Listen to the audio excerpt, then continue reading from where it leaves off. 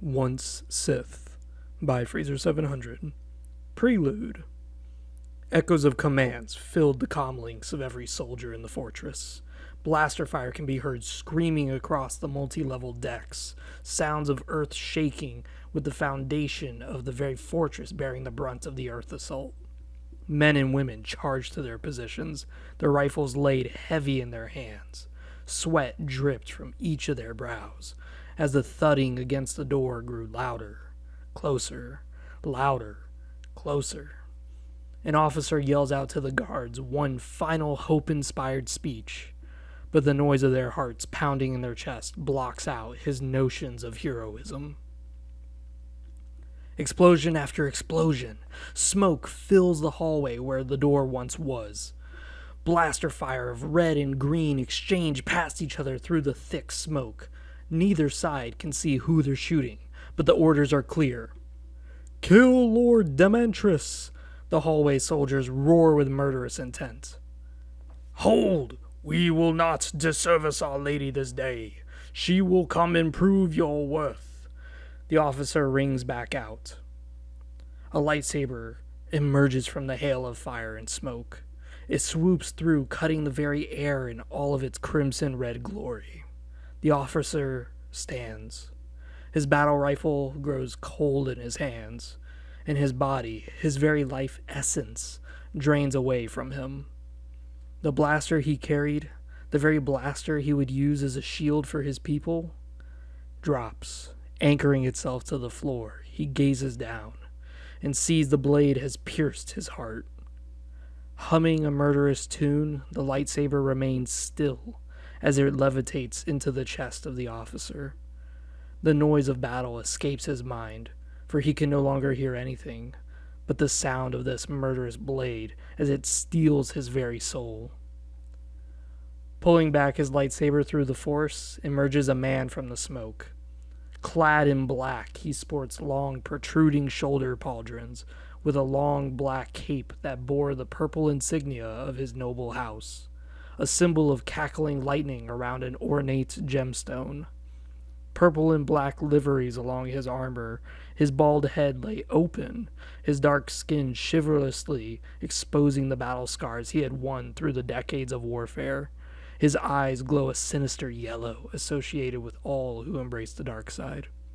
His chest plate was a solid piece of durasteel, with purple trim, followed by the base plate being a chrome black.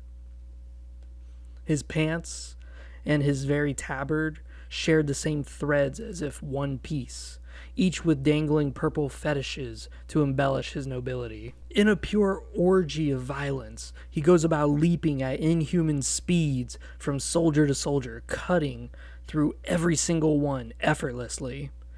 This small pitched battle was over the moment he stepped into it. An Imperial soldier clad in the typical Empire garments of black armor with a gray jumpsuit approaches the noble Sith Lord. "Lord, we have secured the lower levels and she is not there. You are being hailed again by the council. Do you wish to take their call now?" The soldier speaks with fear and trepidation in his voice. To defy the council is to commit career suicide, but to annoy a Sith Lord is expeditious suicide. "I have no time for their pandering. She will pay for her transgressions to my family. I demand it. Now find her, or else your entire squad you command will perish by my hand." He speaks with the harshness one would expect out of a warlord. So singular in his objective, he cares not for the consequences. "Milady, the serum has been perfected. I don't think I've ever seen such biomanipulation before." A scientist clad in typical researcher gear with one cybernetic eye. "Thank you, Heston. Now prepare my chamber. I wish to use it immediately." But my lady, we haven't done this to a humanoid species. We only tested it on Tukata." "The Tukata are products of the dark side. My species, no, my very essence is that of the dark side. I will be fine. Your loyalty will be repaid when I emerge, sweet Heston." And what of the Lord, the Sith Lord? Surely he will slay me the moment he finds me. Can't we repel the invasion and then conduct the experiment? Heston, did you think I would let Lord Urinal live? No, his aggression needs to be met with death. That I can assure you. Come. I prepared you a shuttle to escape to Droman Kos. Your wife will be happy to unite with you. Where is she? The Sith Lord kills the squad of Imperial soldiers. Pulling out his comlink, he hails the fleet. Admiral Ulick, respond. Yes, sir. Bombard this fortress further. Kill our men if you have to. I want this place to crumble into dust. Leave not even the rats alive. The Admiral shakes with fear but hastily acknowledges his lord's request. Will be done, my lord. The bombing runs commence in earnest. The turbo lasers of the 3 frigates hovering in the atmosphere begin their assault on the entire compound. The compound was built into an island that sported a singular mountain. Huge in scale, the fortress was shaped as a military base. None would think that this land was actually a private research base and hidden beach resort owned by a Sith Lord. 6 artillery placements on the fortress enabled it to attack both ground and air targets. The goal of the design was not to withstand a prolonged engagement, but to instead extract heavy casualties from any who would dare attack. So far, of the 3 frigates that are assaulting the fortress, one of them is badly damaged and will need to be repaired before it can make any jump to light speed. The other 2 are fine, but nearly lost their shields. The number of Imperial Marines sent to the planet was costly. Every Marine and soldier aboard the 3 frigates was sent, and so far 1/5 of them remain. The casualties stacked up will go down in Imperial military history as an utter stain upon the Sith Lord's noble family for generations to come. Entering a sparring room, the Sith Lord looks forward, pressing on to slay the woman who burned his name and tainted his family's legacy. She will die, choking, gasping for air in my very hands, he thinks to himself as the lights suddenly vanish. Lightsaber humming with its red glow, the Sith Lord readies his grip, tightening his muscles along his thighs and forearm, ready to leap the moment he finds her. But something is amiss. He searches through the force of his very feelings and cannot sense her nearby. Did you think I would let you know when death would come? The soft voice of the woman who scorned him emits from behind, but the warrior knows these tricks and stays planted forward. Reveal yourself, witch. I have destroyed your home, and the very council you hide behind will soon be next. Watch your feelings, Lord Urinal, she laughs sheepishly. I will scour the very databanks you've desecrated and burn your name from existence, worm. How dare you change my mighty name? Your head will soon be my cup to sip from as a reminder to all of the cost of dishonor for you to see. I didn't hack any database. If you think so, then you're a bigger fool than the council believed. I just casted my powers into everyone's mind and made them think your name was Urinal instead of Unstapol.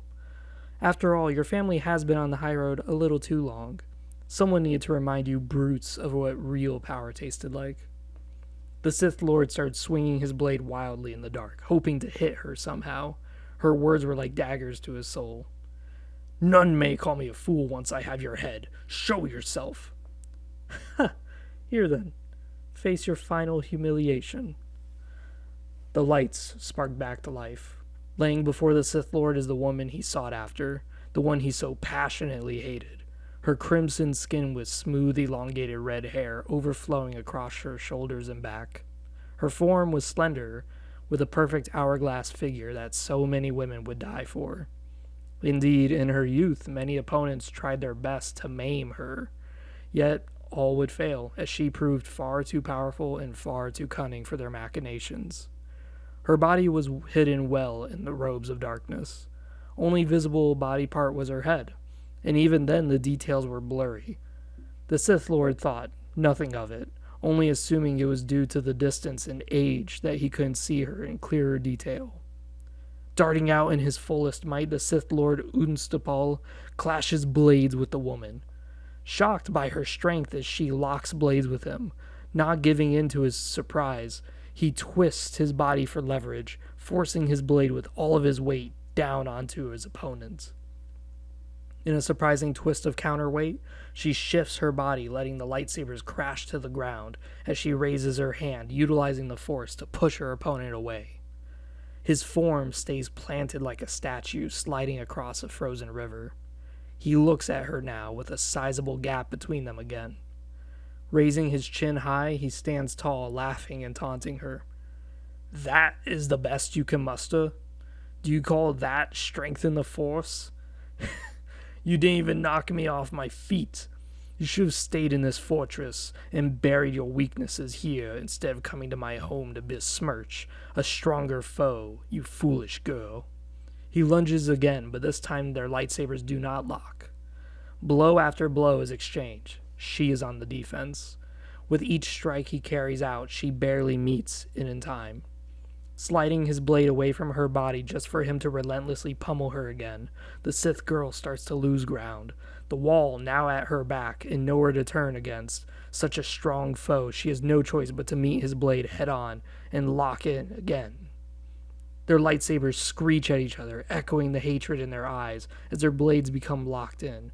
Unable to shift her weight, Lord Unstapel, knowing he has her trapped, puts all of his weight into the blade, his lightsaber leaving a molten trail on the wall as it comes inch by inch closer to her face. Her knees start to buckle. She lowers herself, trying harder to escape this fate that will befall her. The strength of this man is just too much, and she knows death will soon fall as she can do nothing. One slice was all it took to kill her.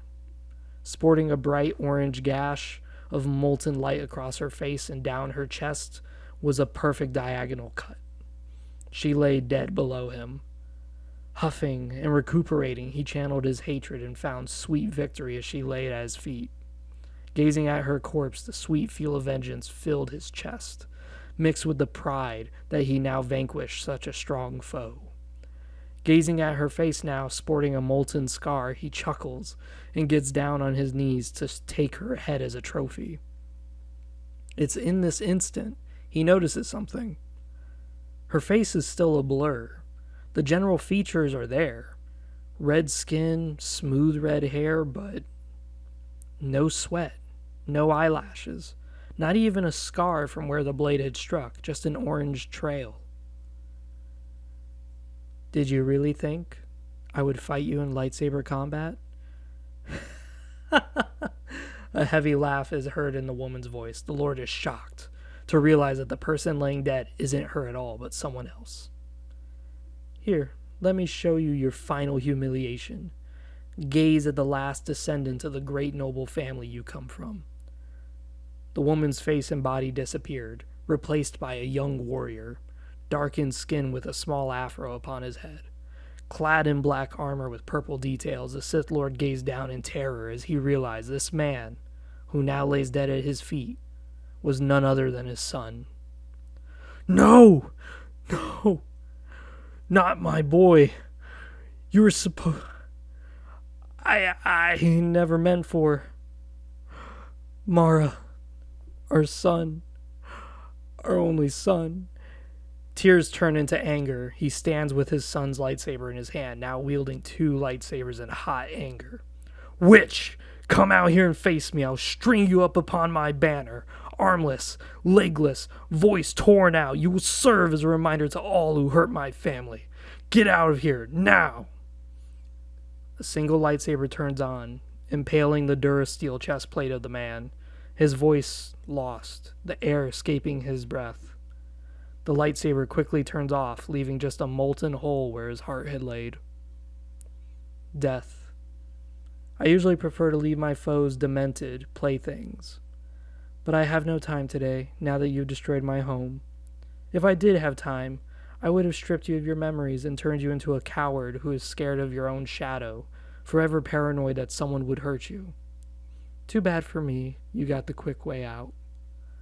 Lord Dementress was known for her manipulations of the mind, leaving her both feared and respected by all in the court. Her dark powers were both a gift and a mystery. On one hand, she could strip people's minds effortlessly, but on the other, She couldn't even summon force lightning out of her fingertips. Such a dark gift she nurtured in her studies, learning the biological makeup of the brain, learning how to manipulate neurons. Hence, she gained the name Dementress, as any who faced her would end up losing far more than the duel, but their very memories.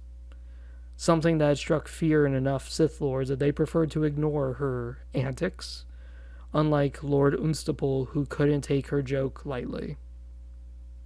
Leaving the chamber of the two dead Sith Lords, Dementress walks along the broken glass in the hallways full of dead soldiers. The battle still echoes as the fleet continues bombing her home to little effect. Finding her chambers, she has her sprawled out bed with a red velvet sheets and a purple curtain being held by two statues on either side of the mattress. The statues shaped in the same shape as those on Korriban, her homeworld, with two unknown slave statues holding the stone spears, the tips of these stone spears having the thread of the see-through curtain inside them. Approaching the last statue in a room was a singular piece of stone, depicting a Sith Lord, strong, rippled with muscle, standing with his blade resting in the center of his body. She lays her hands on the platform that the statue stands on top of and twists it. The statue moves to the side, revealing a secret chamber where a human-sized tube with cryogenic tubes of Kolto is linked to it. Her own personal scientist, Hessen, is there, overviewing the data. "Milady, the serum is ready for injection, but I must object. We don't know how to get you out of the fortress. Nay, your very followers are in ruins." "One must trust the Force in these matters. The Empire is fractured and doomed to repeat its failings.